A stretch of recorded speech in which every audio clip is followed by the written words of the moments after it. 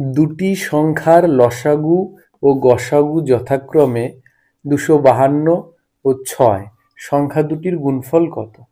তাহলে দুটো সংখ্যার লসাগু আর গসাগু দেওয়া আছে, সংখ্যা দুটির গুণফল বের করতে বলেছে।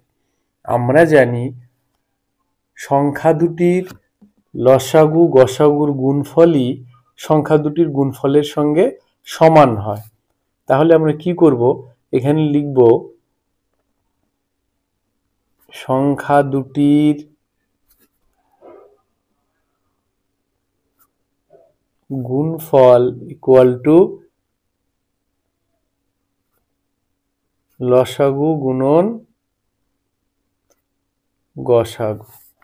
তাহলে লসাগু আর গসাগু কত দেওয়া আছে? 252 গুণন 6। 6 দিয়ে গুণ করলে কত হবে? 6 দুগুণে 12, 2 হাতে আছে 1, 5 6 30, 1 31 1 হাতে আছে 3, 6 দুগুণে 12 আর 3 15। তাহলে সংখ্যা দুটির গুণফল কত বেরোলো? 1512।